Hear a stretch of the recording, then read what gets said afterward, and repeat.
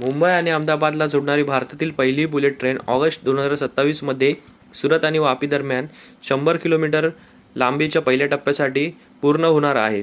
आणि bullet train पहिल्यांदाच भारतात सुरू होणे हे भारताच्या उज्ज्वल भविष्यासाठी आणि भारतीयांसाठी खूप अभिमानाची गोष्ट आहे. तर संपूर्ण 508 किलोमीटर लांबीचा कॉरिडॉर 2029 पर्यंत पूर्णपणे कार्यरत होण्याची अपेक्षा आहे.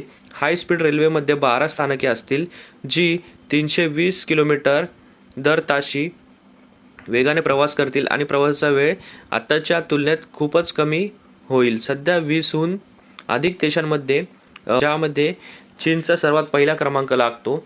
चीनमध्ये सर्वात लांब नेटवर्क 45,000 किलोमीटर ते 50,000 किलोमीटर लांबीचं आहे, जे जगातलं सर्वात जास्त लांबीचं मानलं जातं. एशियामध्ये 5 ते 8 देशांमध्ये, तर युरोपमध्ये काही देशांमध्ये, तर आफ्रिकेमधल्या आणि नॉर्थ अमेरिका देशांमध्ये ही बुलेट ट्रेन आता सध्या कार्यरत आहे आणि धावत आहे.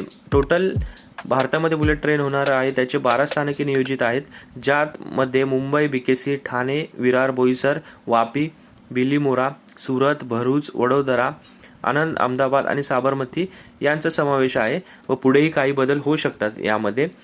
तसेच ठाणे खाडीमध्ये 17 पूर्ण झालेले नदी पूल आणि 7 किलोमीटर लांबीचा समुद्राखालून बनवण्यात आलेला बोगदा समाविष्ट आहे.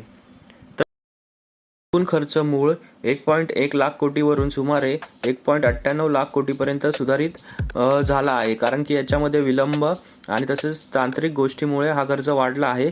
जानेवारी 2026 पर्यंत 85,338 कोटीपेक्षा जास्त खर्च झालेला आहे. मुंबई अहमदाबाद बुलेट ट्रेन प्रकल्पाला प्रामुख्याने परवानगी मिळाल्यानंतरही अनेक गोष्टींचा विरोध करण्यात आलेला आहे. असं नाही की प्रकल्प खूप महत्त्वाचा असल्यामुळे सहजरित्या तो सुरू करण्यात आला.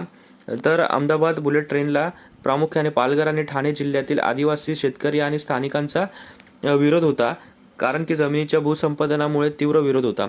अपुरा मोबदला, पुनर्वसनाचा प्रश्न, पर्यावरणाचे नुकसान आणि इतर कारणामुळे आंदोलन सुरू होते. यामध्ये गुजरातमध्येही शेतकऱ्यांना योग्य मोबदला न मिळाल्यामुळे या प्रकल्पाचे काम बंद पाडले होते. तसेच पर्यावरणीय नुकसान, प्रकल्पामुळे मोठ्या प्रमाणावर वृक्षतोड आणि पर्यावरणीय हानी होण्याची भीती व्यक्त केली जात होते. त्यामुळे तसेच रेल्वे कामगार संघटनांनी या रेल्वेचा विरोध केला होता, कारण की अस्तित्वात असलेली रेल्वे यंत्रणा सुधारण्याऐवजी बुलेट ट्रेनवर पैसा खर्च करण्याला विरोध केला जात होता. तसेच वांद्रे कुर्ला संकुलातील BKC कामादरम्यान वायू प्रदूषण नियमाचे उल्लंघन झाल्याने पालिकेने काम थांबवले होते. भारत आणि जपान मध्ये सप्टेंबर 2013 मध्ये नवी दिल्ली येथे मुंबई अहमदाबाद मार्गाचा संयुक्त व्यवहाराचा अभ्यास करण्यासाठी सामंजस्य करारावर स्वाक्षरी झाली. भारताचे पंतप्रधान मनमोहन सिंग आणि जपानचे पंतप्रधान शिंजो आबे यांच्यातील 29 मे 2013 रोजी झालेल्या संयुक्त निवेदनाच्या अनुषंगाने होते, ज्यामध्ये दोन्ही बाजूंनी मार्गाच्या संयुक्त व्यवहाराच्या अभ्यासासाठी वित्तपुरवठा करण्याची तरतूद होती. तसेच मे 2014 मध्ये पंतप्रधान नरेंद्र मोदी यांनी हायस्पीड रेल कॉर्पोरेशन ऑफ इंडियाच्या अध्यक्षांसोबत झालेल्या बैठकीत या प्रकल्पाला मान्यता दिली होती.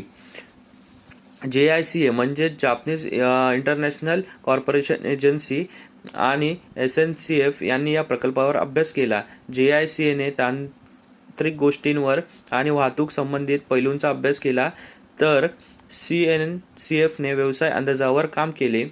पर्यावरणीय आव्हाने आणि बोगदे आणि पूल बांधणे यांसारख्या पैलूंशी संबंधित सर्वेक्षण केले. त्यात भाडे आणि नॉन फेअर बॉक्स महसूल आधारित आर्थिक मॉडेल देखील सुचवले.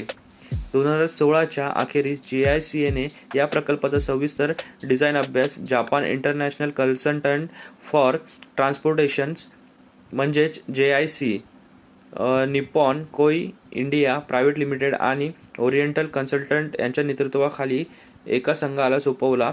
हा अभ्यास औपचारिकपणे मार्च 2017 पर्यंत सुरू झाला. आणि नक्कीच मुंबई अहमदाबाद बुलेट ट्रेन प्रकल्पामुळे आत्ता सध्या असलेल्या रेल्वेवर जो ताण आहे आणि अर्थचक्र यांना जरूर मदत मिळेल, हे येणाऱ्या काही काळातच दिसून येईल.